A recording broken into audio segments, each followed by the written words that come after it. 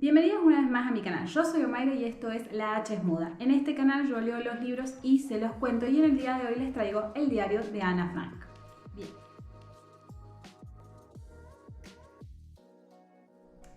Yo sé que este libro no se trata de literatura, sino que más bien es una crónica hecha por su propio autor del contexto en el cual le ha tocado vivir, que va a ser desde mediados de 1942 a mediados de 1944. Ahora bien, ¿por qué lo traemos al canal siendo que no se trata de literatura? Primero porque, como digo, es un documento histórico de un periodo determinado de la historia mundial, sino también porque este video va a salir la primera semana de marzo, un día antes del Día de la Mujer. El Día de la Mujer es un día que conmemora, no celebra ni festeja, sino que conmemora la lucha de todas las mujeres que en su momento, específicamente el hecho que sucede, eran mujeres que estaban luchando por mejoras en sus derechos laborales, que en ese momento eran inexistentes, y que como producto de esto habían tomado una fábrica cuyos dueños, entre otras personas, deciden cerrar y prender fuego con estas mujeres adentro. A partir de este hecho trágico, pero hecho a propósito, es que surge conmemorar en este día el Día Internacional de la Mujer. Atento a los nuevos avances de la derecha, que son cosas o situaciones que no podemos ignorar y que tampoco son cosas que nos estemos inventando, sino que efectivamente hay un avance de la derecha, no solamente en mi país, sino que en diversos países, tanto del norte del país como de acá Latinoamérica, que es de donde yo vivo. Me parece apropiado casualmente traer un testimonio de una persona que existió realmente y que vivió situaciones similares en el sentido esto de lo que es la persecución por el pensamiento, la persecución por simplemente ser, y que son cosas que no nos tenemos que olvidar en estos momentos en donde la lucha por mantener nuestros derechos, y sobre todo las mujeres que siempre estamos en una situación de vulnerabilidad dentro de esta sociedad, más todavía. Entonces, con esta introducción hecha y siempre esperando el mayor de los respetos de quienes ven este video, que pueden comentar libremente después acá abajo, pero siempre como esto, como debate y de la mejor manera posible, vamos a empezar a hablar del diario de Ana Frank. Bien, reiterando, Ana Frank, ¿quién es en definitiva y qué es lo que eventualmente la lleva a ser un ícono de, como les digo, un periodo de la historia X, que ya vamos a ahondar también en eso, y que la lleva, digamos, a escribir este diario? Ana Frank era simplemente una chica de una familia judía, la menor de una familia de 4 personas, en donde estaba, bueno, su padre, su madre, su hermana mayor Margot, que le llevaba unos 3 años, y ella vive, si bien nacida en Alemania, su familia había migrado hacia Países Bajos, en ese momento Holanda, y viviendo específicamente en la ciudad de Ámsterdam. El diario empieza el 12 de junio de 1942, en el cumpleaños número 13 de Ana Frank. Ana Frank nos cuenta a partir de esa primera entrada cuál es la situación, digamos, de su familia, nos cuenta cómo está conformada y nos cuenta sobre cada uno de sus compañeros de clases, de cada uno de los enamorados que también tiene y de todas las atenciones de las cuales la cubre. Ya desde el principio ella misma se describe como una chica que habla mucho, habla hasta por los codos y que le gusta no solamente eso de charlar, sino que además defiende el charlar. Tal es así que nos cuenta una anécdota en la cual uno de sus profesores, creo que era de matemática, agarra y la reta por estar hablando mucho en clases. Entonces la manda a escribir un ensayo sobre ser parlanchina y ella sabe que es un castigo, pero aún así logra armar un ensayo en donde habla que ser parlanchino o hablar mucho es algo bueno, por ejemplo, para la salud. Aún así, ella sigue hablando en clases y el profesor le sigue haciendo hacer diferentes ensayos con temas cada vez más rebuscados relacionados con lo que haya estado charlando ella en clases, y ella lo sigue, digamos, contestando, haciendo efectivamente los ensayos tal cual a ella se lo pida. Esto, digamos, si bien es algo divertido, lo que nos muestra es que ella defiende mucho sus ideas y que le gusta también mucho escribir, y es por esto que a ella le regalan eventualmente este diario, porque sus padres obviamente se han dado cuenta de esto. Sin embargo, así como nos cuenta esta parte, también nos cuenta el lado B del momento en que a ella le toca vivir. Nosotros recordemos que estamos situados en el año 1942, que como les digo es un periodo muy especial de la historia de la humanidad porque estamos atravesando la Segunda Guerra Mundial. Hay una Alemania dirigida por Hitler, que no sé si ese nombre se puede decir en YouTube o en internet en general, pero bueno, ese era la persona que comandaba ese país y que ha ido a lo largo desde 1940 en adelante, ha ido sometiendo diferentes territorios de la Europa occidental. Países Bajos, según lo que nos cuenta la misma Ana Frank, se encuentra ocupado desde el año 1940, y esto después va a ser importante por algo que voy a comentar después. En definitiva, ella lo que nos va contando también es que si bien ella tiene un día a día muy feliz, muy tranquilo, porque ella está con sus padres, con su familia, con su casa y sus cosas, ella no está exenta, digamos, de ciertas medidas que, como les digo, viniendo desde Alemania, se trasladan a este territorio ocupado de Ámsterdam y de las cuales ella es objeto. Por ejemplo, si bien ella siempre iba a ir a estudiar al liceo judío, a partir de, casualmente, la ocupación de los alemanes en Países Bajos, todos los judíos tenían que ir a instituciones especiales para ellos, porque casualmente lo que se intentó hacer en la sociedad en ese momento fue una suerte de sedición, los judíos con los judíos, el resto por otro lado. Entonces ella está estudiando en ese instituto para el cual ella estudió para entrar, pero que queda desvirtuado porque ella tuvo que entrar ahí en un momento porque no había otro colegio al cual ella pudiera ir. También comenta que estamos ya en la época en donde los judíos tienen que llevar abrigos o chaquetas o lo que fuera, todos con la estrella amarilla bordada que los identifica como tales. Ellos ya en ese momento no pueden estar usando transporte público,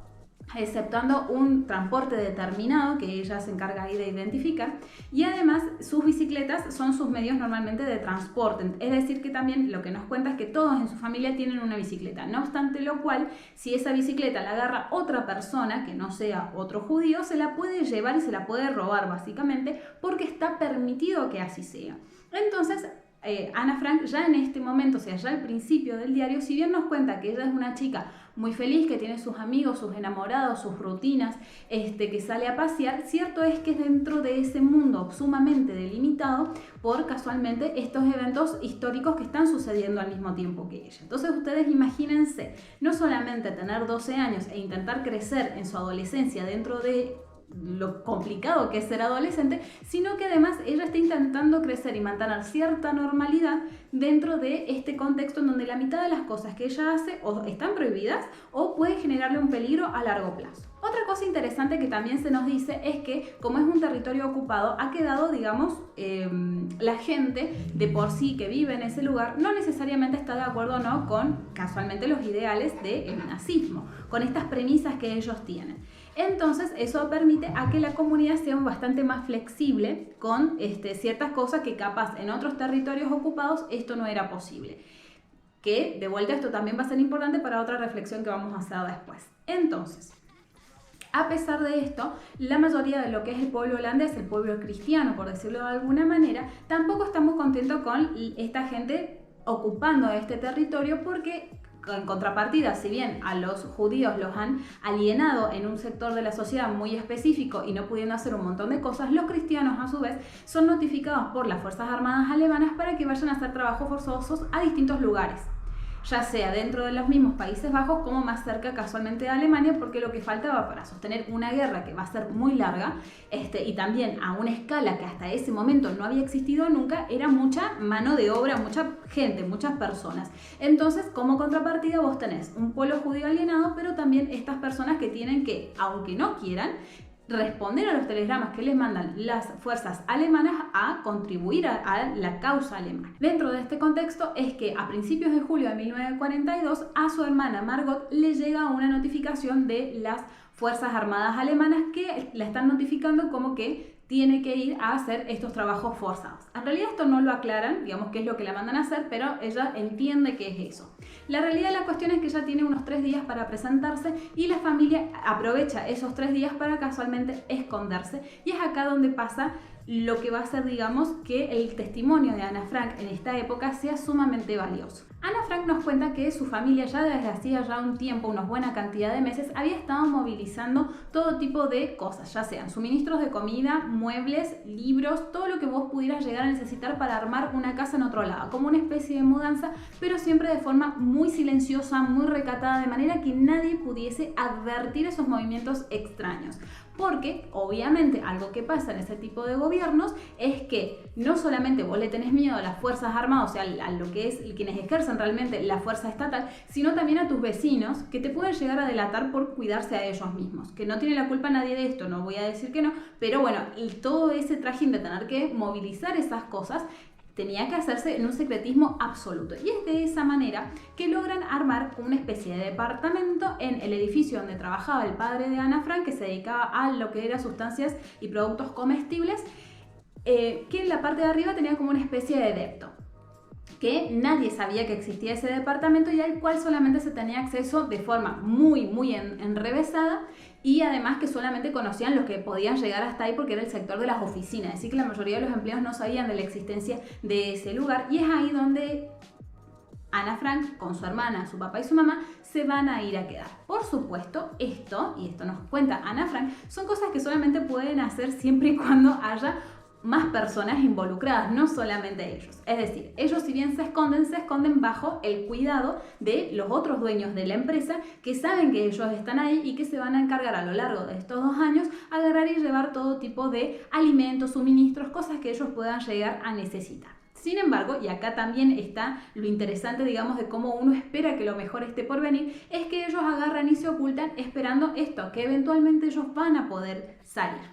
Bien, para poder hacer todo esto, Ana también nos cuenta que su familia ha tenido que vender absolutamente todo, o la gran mayoría de sus posesiones, para poder tener siempre billetes, moneda en efectivo, a los fines de poder irle dando a sus cuidadores este dinero para las cosas que ellos puedan llegar a necesitar. Este depto está bastante bien equipado en el sentido de que tiene su propio baño, su propia cocina, su propio comedor, hay una habitación para los padres de Ana, hay una habitación para las niñas, pero también hay otras habitaciones. ¿Por qué? Porque a la semana en que ellos agarran y se esconden, van a parar también dentro de la casa otra familia, que es la familia Van Damme, que está conformada por mamá, papá y su hijo Peter, que tiene 2 años más que Ana, ¿sí? Bien, ellos cuando aparecen en esta semana posterior agarran y le cuentan cosas que están relacionadas con la desaparición de ellos, porque ellos agarraron y se fueron haciendo de cuenta que bomba de humo desaparecieron, pero dentro de las pistas que ellos habían dejado por las dudas de que alguien preguntara dónde podían ser que estuvieran, era una notita con una dirección, como que nos olvidamos esta dirección acá de unos parientes o de una persona que los iba a ayudar en Bélgica, que obviamente no existía, o sea, esa persona y esa dirección eran de mentira, pero las habían dejado ahí a propósito. Y Van Damme, el papá de esta familia, había hecho, digamos, toda la pantomima diciendo, claro, seguramente la familia Frank agarró y se fue a esta dirección, la vamos a prender fuego para que no quede registro de esto, y con eso había logrado, lo cual era bastante cómico, que se agarrara y se armara el rumor de que ellos efectivamente se habían ido a Bélgica. Y es gracioso, entre comillas, porque incluso de forma posterior va a llegar eventualmente otro personaje al cual también le había llegado el rumor de que los Frank se habían ido a Bélgica. O sea que esto funciona efectivamente a los fines que ellos tienen, que es que nadie sospeche que ellos están ahí. Bien, ahora imaginémonos un departamento con espacios pequeños, reducidos, porque no es un departamento muy grande, aunque tenga sus espacios perfectamente definidos, en donde de repente van a parar 7 personas. 7 personas que tienen que aprender a convivir entre ellos, que si bien los dos parejas de padres se conocen y son amigos dentro de todo, una cosa es que vos salgas a cenar con tus amigos o que tengas algunas charlas de noche tomando un drink y fumando, y otra cosa es tener que convivir con otra familia en forma constante y con la tuya propia las 24 horas del día. Yo esto lo asimilo a lo que probablemente a muchos les pasó durante la pandemia, que es que de repente todos volvimos a nuestra casa. Ahora bien, podemos nosotros decir, bueno, no fue gran cosa porque dentro de todo estábamos todos cómodos en nuestras casas. Por supuesto, Ana y su familia y esta otra familia amiga les pasa exactamente lo mismo. Tienen en principio comida, más o menos están entretenidos porque se han llevado todos los libros, ponele, de la escuela los chicos, y siguen estudiando pensando que mañana, dentro de 2 semanas o el mes que viene, van a agarrar y van a salir a la vida normal y común y corriente y a retomar sus estudios afuera de ese refugio en donde ellos están, ¿no? Pero ahora sumémosle el hecho de que nadie sabe de que ustedes están ahí, porque nadie puede saber que ustedes están ahí. Entonces empiezan a haber un montón de cuestiones. Si bien el edificio está en la parte, digamos, el lepto que ellos tienen del edificio está en la parte de arriba, en la parte de abajo hay, como dije, empleados, oficinas, un montón de cosas normales de trabajo. Ahora bien, ellos solamente pueden tirar la cadena mientras haya gente. En el momento en que no hay gente y se fueron todos y se cortó el horario, digamos, de, ¿cómo se llama esto? El horario de trabajo, ellos ya no pueden hacer un montón de ruido, y dentro de esos ruidos está, por ejemplo, tirar la cadena. Porque vos tirás la cadena en un edificio en donde no hay nadie, la gente va a sospechar porque esos ruidos se van a empezar a escuchar. Además, recordemos que ellos están en Ámsterdam, que es una ciudad bastante grande que tiene un montón de vecinos. O sea, aunque uno no quiera, estar rodeado de edificios, y no todos los edificios que ellos tenían alrededor eran solamente comerciales. También eran edificios con vecinos, gente que está todo el día en la casa, o en diferentes horarios, pero que está más allá del horario de comercio y que puede escuchar que se está tirando la cadena. Entonces todos estos trastornos son cosas que comenta Ana que se les va complicando, pero que bueno, dentro de todo ella está muy entretenida aprendiendo cosas, tipo latín, cursos en inglés, cursos en francés, cursos que incluso ellas pueden llevar adelante por correspondencia, es decir, ellos les llegan los ejercicios, los llenan, los mandan, pero obviamente esto lo hacen a través de nombres ocultos de las personas que a ellos los están ayudando a ocultarse, ¿no? De ninguna manera esto lo hacen bajo sus propios nombres reales, porque ya saben que son una familia que están buscando, porque ya le habían notificado a Margot de que tenía que presentarse. Por supuesto, como ya comentamos y Ana ya ha aceptado, ella es muy charlatana, es muy ruidosa y obviamente que todo el tiempo le están diciendo cállate que se escucha, cállate que nos pueden chapar, cállate, cállate, cállate. Entonces eso le termina llevando a, digamos, sentirse todo el tiempo como señalada, como molestada, como que no la dejan hacer nada. Pero obviamente si bien ella reconoce el peligro de la situación que ellos están viviendo, constantemente que te digan todo el tiempo que estás haciendo las cosas mal, la hace sentir efectivamente un poco mal. Sea como fuere, les llegan noticias obviamente de afuera, sobre todo lo que está relacionado con lo que son los campos de concentración, porque si bien ellos se han podido ocultar, hay un montón de otros que no se han podido esconder o que no lo han llegado, digamos, no lo han podido siquiera planificar porque los han ido a buscar antes de que eso pase. Entonces todo el tiempo les llegan noticias de amigos, de conocidos, de personas que saben su nombre, que saben dónde viven o de qué trabajaban, que están siendo buscados todos los días o todas las noches y llevados a diferentes campos de concentración, y ya para ese momento se conoce la existencia de las cámaras de gas. Entonces todo esto obviamente que les infunde mucho temor, pero a su vez es como que los hace aferrarse todavía más a ciertos hábitos que ellos todavía mantienen, como por ejemplo leer, estudiar, para casualmente no pensar. La dinámica entre las dos familias se mantiene relativamente tranquila porque Margot, que es la hija mayor de la familia Frank, es bastante tranquila, o sea, de ella prácticamente se habla muy poco, salvo de que es súper tranquila, siempre perfecta, siempre está estudiando, es de hecho la que más cursos lleva adelante porque es la que de más se deben volar. Y el hijo de la otra familia, que es Peter, también es súper tranquilo, tanto que Ana llega a pensar que hasta incluso es un poco aburrido. Y el chico este está también en la parte más arriba, en el ático, digamos, de esta casita, entonces como que prácticamente no se junta con nadie y es el más flojo también un poco para ayudar con las cosas de la casa, y esto a Ana le molesta un poco al principio, pero bueno, se adaptan, como que hay un espacio para cada uno. Como casualmente hay un espacio para cada uno, en un momento a tanto la familia Van Damme como a la familia Frank se le ocurre que estaría bueno agarrar y traer a una persona más. Y después de revisar entre diversos amigos, compañeros, conocidos, agarran y dicen, lo podemos llamar a el señor Dussel, que es un dentista. O sea que dentro de todo está bueno también la profesión que él tiene. Cuestión que mandan a uno de sus cuidadores a proponerle al señor Dussel que se sume al escondite en el que ellos están. Y de hecho el señor Dussel cuenta que cuando le llegan a hacer la propuesta, él mismo iba a preguntar si conocía algún escondite porque sabía que eventualmente esto iba a pasar. Y pasa algo también muy interesante, que es que le dicen, sí, vos te podés esconder acá con los Frank, que él mismo pensaba que estaban en el Bélgica, pero tenés que venir mañana, ya, pasado. O sea, no tenemos que demorar mucho porque falta que te notifiquen, te encuentren o que se nos pinche el plan de alguna manera. Y Dussel agarra y dice, no, porque tengo que hacer la caja, porque tengo que visitar un par de enfermos, tengo que hacer de esto, lo otro. Entonces quedan en que en vez de ir el mismo jueves que lo han invitado, va a ir el sábado. Y Ana se queda pensando en esto y dice, ¿qué importa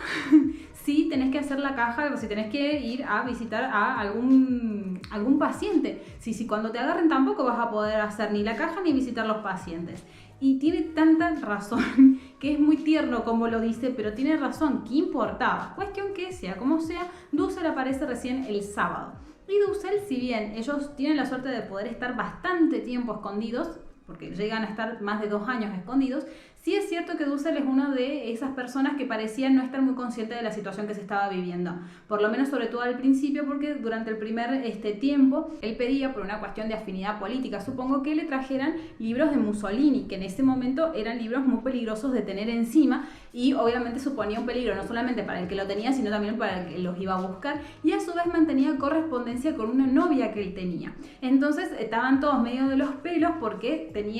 nadie tenía que saber que ellos estaban ahí. Y aunque él decía que tomaba muchísimas precauciones, lo cierto es que sabía que de algún lado le estaban escribiendo a la persona que le llegaban estas cartas. Entonces todo eso lleva, un poco a que la convivencia sea un poco difícil. Sin contar además que no era una persona muy dada con los niños, o por lo menos no con los niños, sino con los adolescentes. Y vos tenés a una Ana parlanchina metida 24/7 dentro de una casa que es más bien una cajita de zapatos, en donde está todo el tiempo yendo, viniendo, molestando, entre comillas, siendo una adolescente de 13 años. Entonces como que choca constantemente con él, sobre todo porque le toca compartir habitación con él. La hermana Margot la pasan a la habitación con el padre, y como ella es la más chiquilina, la agarran y la dejan con este señor que tiene todos los hábitos de un viejo choto de la época seguramente, pero que obviamente le tiene menos que respeto, o sea, a Ana, y Ana se siente constantemente bulineada por este señor porque ella se considera una persona grande y muy importante, como todos nosotros cuando tenemos 13 años. Junto con esto, también hay un montón de ataques aéreos, obviamente haciendo bombardeo, de lo que es la ciudad,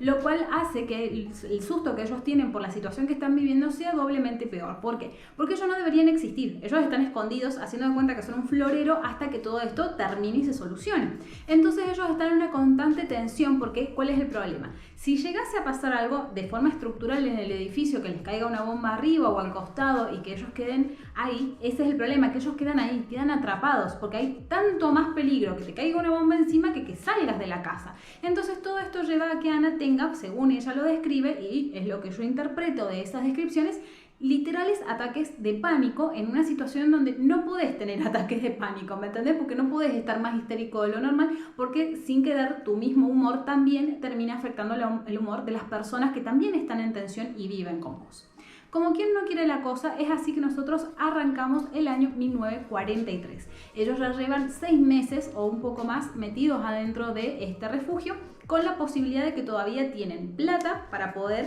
afrontar todos los problemas que van teniendo, todas las necesidades que ellos tienen,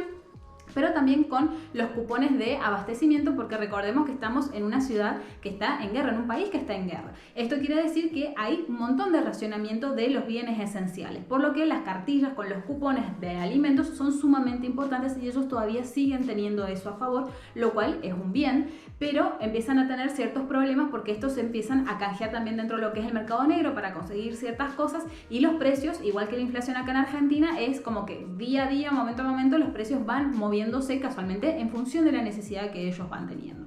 Junto con esto, Ana se empieza casualmente a preguntar qué tanto va a repercutir la situación de la guerra en ella misma y en su familia una vez que ellos salgan. Porque primero, ellos eran una familia que no era rica, pero que tenía un buen pasar económico. Al estarse ellos quemando absolutamente todos sus ahorros en poder mantenerse vivos, ella se pregunta, nosotros cuando salgamos, ¿cómo vamos a salir?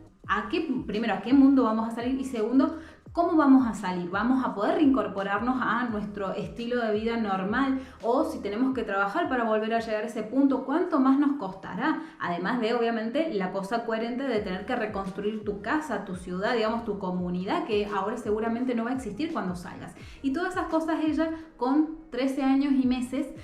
ya se lo está planteando para ese momento. Y otra cosa bastante interesante es que ella plantea qué era lo que le pasaba a la juventud holandesa de esa época. Como les digo, y esto era lo que quería comentar que era importante, es que ese es un territorio ocupado, es decir que no necesariamente la mayoría de la gente comulga con, obviamente, los ideales de esta Alemania de estos tiempos. Entonces mucha de la juventud holandesa en esa época se rebelaba muchísimo contra el sistema, generando un montón de pequeños atentados o disturbios en pos de que esto no les gustaba, porque como les digo, no es solamente que era un problema de los judíos, sino que también afectaba al resto de la comunidad civil porque los hacían ir a hacer estos trabajos forzados a Alemania. Entonces la juventud holandesa estaba como todavía en ese momento muy aferrada. El problema es que obviamente cuanto más problema vos hicieras, o sea, cuanto más te pusieras en contra del sistema, más probable era que fueran y te buscaran a tu casa para llevarte a hacer trabajos forzosos. Entonces todo esto tenía que estar sí o sí dentro de un plano de la clandestinidad con la que Ana comulga o con la que se siente identificada porque ella misma está en ese plano de clandestinidad,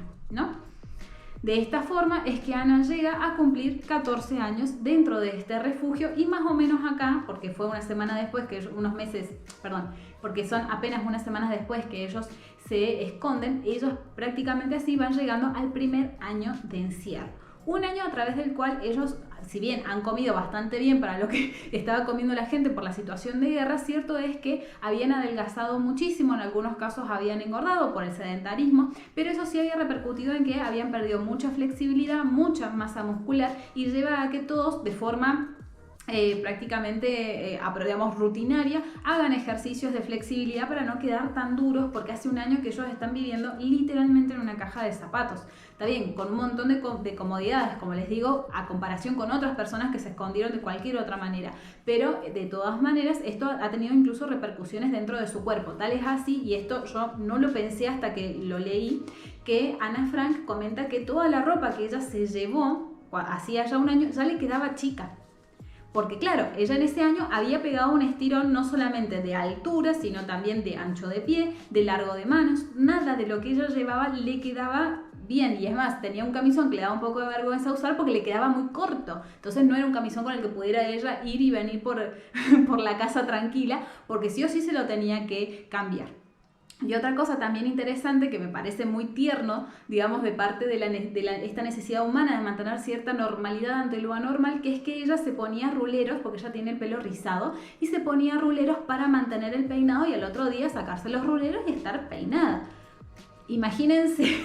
uno en el estado en que está, con la posibilidad de que te agarre la Gestapo, te abra la puerta y te lleve a un campo de concentración, vos vas a estar preocupado por ponerte ruleros. Eso se llama la necesidad humana de mantener primero tu humanidad, tu coquetería y en segundo lugar cierta rutina dentro de todo lo que no es rutinario y normal en la vida que hace un año que ellos están llevando adelante.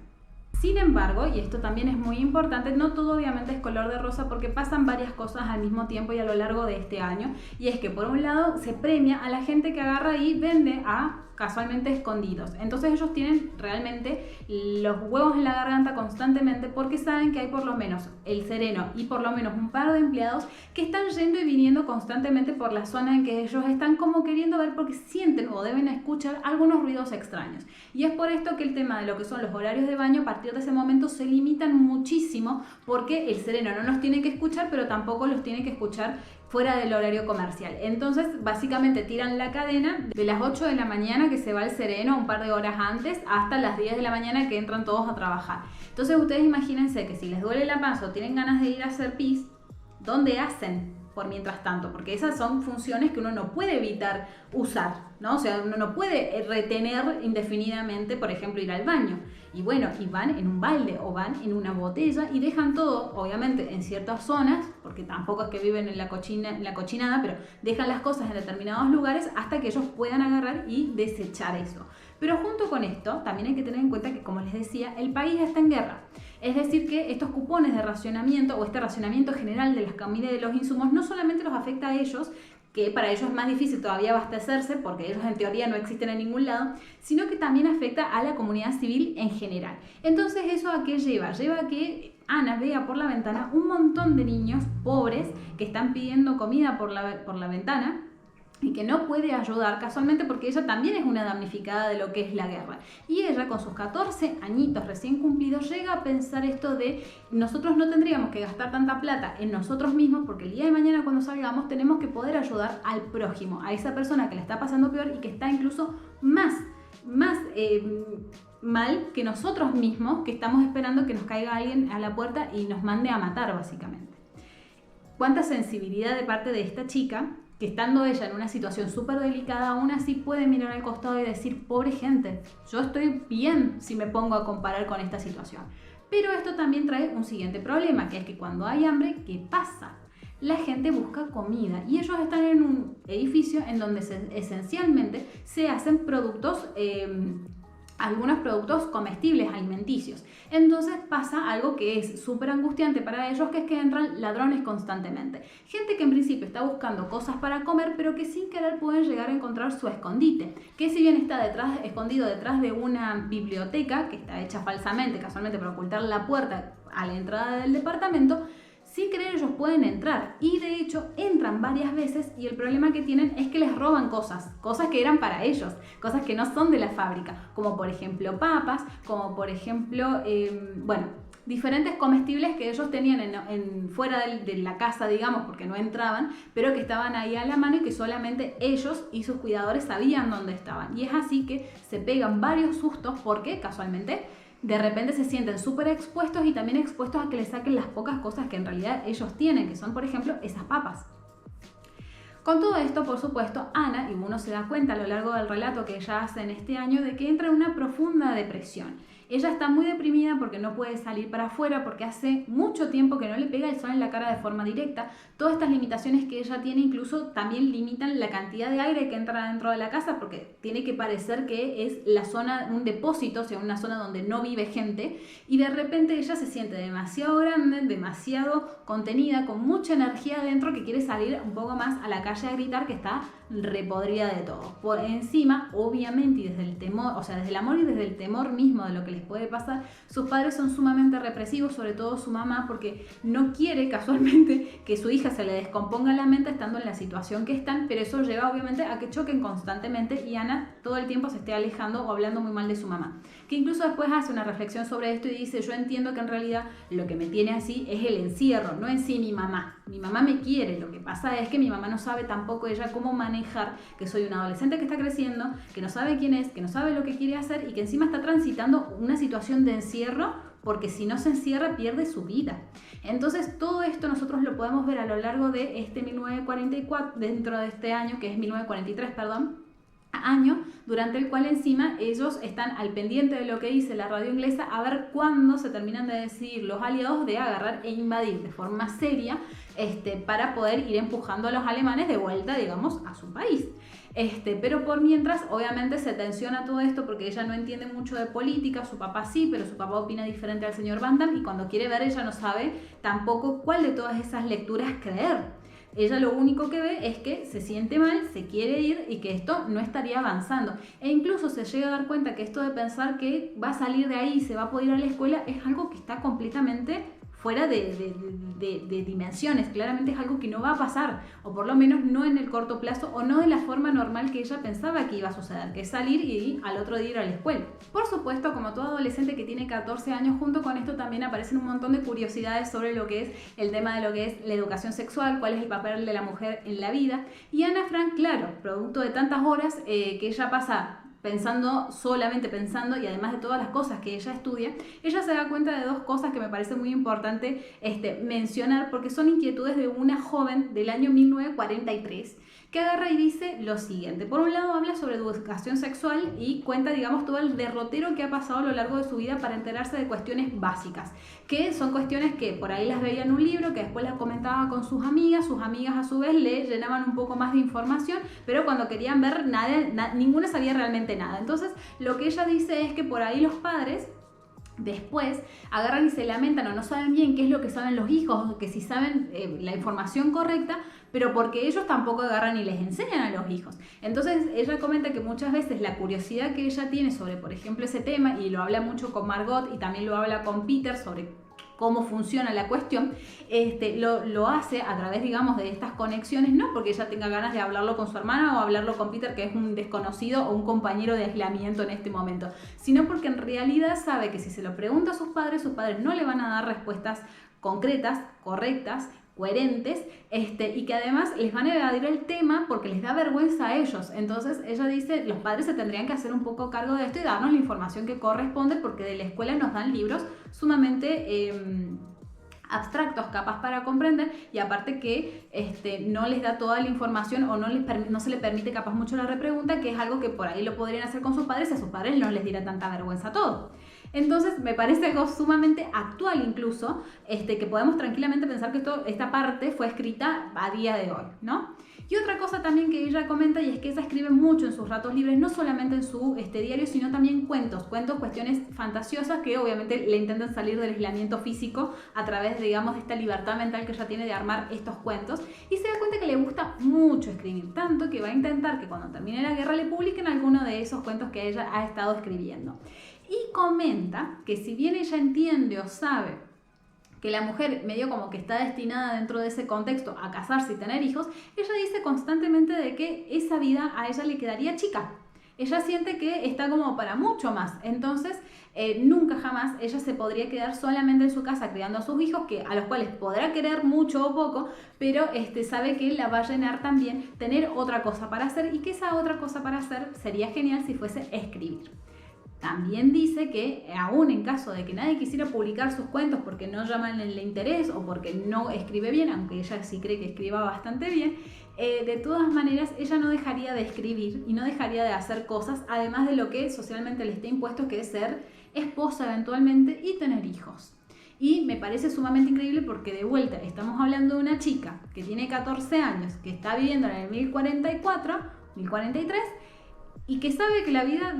de mujer casada le va a quedar chica. Me parece un montón. Y por supuesto, casi como si esto fuese de alguna forma o en alguna medida, si es posible hacer esa comparación, una novela adolescente, eventualmente Ana, que había pensado que Peter era la cosa más sosa y aburrida que había en todo ese aislamiento, se terminan acercando y enamorando. Si bien esto es algo súper dulce que va pasando a lo largo de estos 2 años, porque no es que directamente entran y se enamoran, sino que pasan un periodo de tiempo en donde Ana no anota absolutamente nada sobre Peter porque directamente no lo toma en cuenta como un personaje, digamos, dentro de la convivencia forzosa que están viviendo. De forma posterior ella va hablando sobre diferentes cosas, situaciones que ellos van viviendo dentro de esa cotidianidad, intentando imitar una intimidad que no pueden tener tampoco dentro de ese lugar, y aún así se dan cosas súper dulces entre ellos dos que les permite casualmente esto, un poco de sanidad mental dentro de toda esa locura. Porque los padres de Peter, por ejemplo, no se llevan bastante bien, que digamos. Entonces todo eso a Peter lo estresa y por eso él siempre está solo con un gato que logran tener ahí, que los gatos nunca molestan, la verdad. Son mascotas bastante nobles en ese sentido. Entonces él se aferra al gato, digamos, y eventualmente se va a aferrar a Ana porque es lo único que le da un poco de estabilidad, porque sus padres no se cuidan tanto capaz como los padres de Ana, de ser un poco más normal, más funcionales dentro de esa situación que claramente es toda nueva y complicada para todos, ¿no? Después entonces de todo este romance construido entre Ana y Peter a lo largo de estos 2 años, lo que termina pasando es que se dan un beso, su primer beso, que es sumamente dulce y tierno, digamos, de leer, y que uno se siente, por lo menos yo me siento un poco hasta avergonzada cuando lo leo, porque digo, esto es algo tan dulce, tan puro, que te da hasta un poco de cosa leerlo, porque sentís como que estás leyendo realmente un secreto. El problema es que claramente, como les digo, no pueden tener mucha intimidad en un lugar que es así, por lo que Ana eventualmente tiene que agarrar y hablar con su padre, el cual al principio le dice que está todo bien, pero después, analizando que están en un lugar que es así y que ella tiene 15 años recién cumplidos, o que está por cumplir 15 años, y que Peter tiene 17, dice no, mejor no, porque no están dadas las condiciones para que ustedes puedan tener ningún tipo de relación. Claro, ¿viste? Uno pensando qué relación en realidad van a tener. Y esto a Ana la pone un poco mal porque dice, a ver, ¿qué importa? Convengamos que después de casi 2 años de encierro, no hay mucho, digamos, que se puede hacer. Hemos crecido a los golpes en esta situación, hemos crecido demasiado, y hemos crecido de una forma que ya lo que me digas vos como padre no me estaría afectando mucho, que digamos, porque soy más grande de lo que parece, más allá de mi edad, lo que me está tocando enfrentar me está haciendo madurar mucho más rápido de lo que vos, papá, quisieras, teniendo en cuenta de que yo solamente tengo esta edad.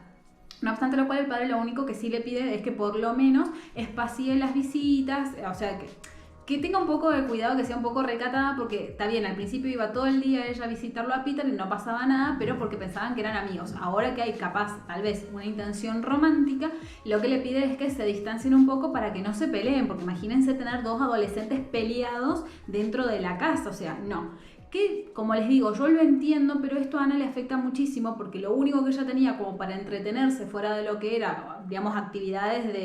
de introspección, como leer y escribir, era charlar con él. Entonces, de repente, que le recorten ese tiempo, a ella le hace sentir como un poco, viste, como molesta. Pero bueno, lo importante es que para este momento ya, medio como que principios ya de 1944, mayo de 1944 más o menos, se da lo que finalmente todos han estado esperando, que es que efectivamente los aliados, que vendrían a ser Inglaterra y Estados Unidos, inicien una invasión como la gente, o sea, una invasión real, con todo lo que eso implica hacia, digamos, lo que es el continente europeo. El problema es que obviamente esto no está pasando con los tiempos que ellos quisieran, y realmente especular que para septiembre esto va a terminar es un poco como ir demasiado allá, muy lejos, ¿no? Y es así como, sin querer, como quien no quiere la cosa, ellos terminan cumpliendo 2 años ya de encierro con una Ana Frank que ya tiene 15 años para ese momento. Las últimas entradas que ella hace son una del 21 de julio de 1944, donde habla casualmente de que se ha dado un atentado contra el Führer por parte casualmente del brazo armado de sus fuerzas. Entonces ella está muy esperanzada, es la palabra, porque dice, bárbaro, si hay gente de su palo que está queriendo sacarlo del medio, quiere decir que no les parece a todos bien lo que está pasando y lo que estamos sufriendo un montón de personas, seamos o no seamos judías. Entonces eso le envalentona mucho a decir, bueno, tal vez el final sí esté cerca. Y ¿cómo se llama? La última entrada es de la fecha del 1 de agosto de 1944, en donde hay una última entrada que, para ser la última, es bastante conmovedor, porque es una Ana reflexiva que cuenta casualmente esto de que ella se siente como 2 Anas, una Ana muy muy sensible, que es la que menos se deja ver, y una Ana que es la que muestra a todo el mundo, que es la que intenta hacer ruido para no demostrar que ella tiene miedo, que está preocupada, que no sabe lo que es ni lo que quiere, y todas estas otras contradicciones adolescentes que uno tiene a esa edad. Entonces, que esta sea la última entrada del diario es realmente desgarrador, porque uno ve una chica que aún después de 2 años de encierro, en donde tal vez podría haber pensado que ya toda esperanza estaba perdida, tiene ganas todavía de vivir, tiene proyectos que quiere hacer, tiene cosas por las cuales vivir y las cuales ella se imagina haciendo. O sea, ella en ningún momento se plantea la posibilidad de que efectivamente vayan y entren. Si bien ella la pasa mal cuando entran los ladrones, la pasa mal con la posibilidad de que en cualquier momento los atrapen, eso no le impide a ella seguir soñando con una vida por fuera de ese encierro, ¿no? Entonces, que esta sea la última entrada, para mí es una puñalada en el alma. El 4 de agosto de 1944, después de 2 años de encierro, a los 8 escondidos los encuentran, porque seguramente alguien los debe haber denunciado, porque realmente llega un punto en donde incluso yo, leyendo el libro, me sentía bastante desesperada porque sentía que estaban haciendo mucho ruido, y aún sabiendo cómo terminaba, eso me angustiaba muchísimo. Así que es así como efectivamente llega la policía alemana junto con parte de la policía, que creo le dicen policía verde, que era la policía holandesa, entran y se llevan a los 8 escondidos y a 2 de sus protectores, que eran los 2 varones. Estos 2 protectores sobreviven, digamos, a esto porque los llevan para trabajos forzados, pero antes de 1945 uno es liberado y el otro se logra escapar antes de que se lo lleven definitivamente a Alemania, a saber Dios hacer qué. Así que ellos logran escapar y logran vivir vidas plenas y largas hasta mucho tiempo después. En cambio, por otro lado, el destino de nuestros 8 personajes, digamos, de estas 8 personas, es bastante más disímil. La madre de Ana Frank es la primera que fallece durante los primeros días en que ella llega al campo de concentración, del que después a las hijas las van a trasladar a otro lugar, porque muere de hambre, básicamente a los pocos días de llegar. A Margot y a Ana las llevan a los campos de concentración que están en Auschwitz, en donde tengo entendido, cuando las van a transportar a otro lado, ya febrero-marzo de 1945, como había habido una plaga de tifus, ellas fallecen, primero Margot y luego un tiempo después Ana. El señor Van Damme, que es el padre, digamos, de la familia de Peter, ese señor agarra y apenas... los registros dicen que es cuando él apenas llega, pero Frank, el padre de Ana, dice que fue unas semanas después. Obviamente termina en una cámara de gas. La esposa del señor Van Damme termina falleciendo en un campo de concentración también a principios de 1945, que estaba en Austria, mucho más lejos, digamos, de donde ellos estaban. Y Peter, él logra, digamos, sobrevivir hasta 1945, pero 3 días antes de que lleguen los rusos a liberar el campo de concentración, él fallece. El único que queda vivo de estas 8 personas es el padre de Ana Frank, el cual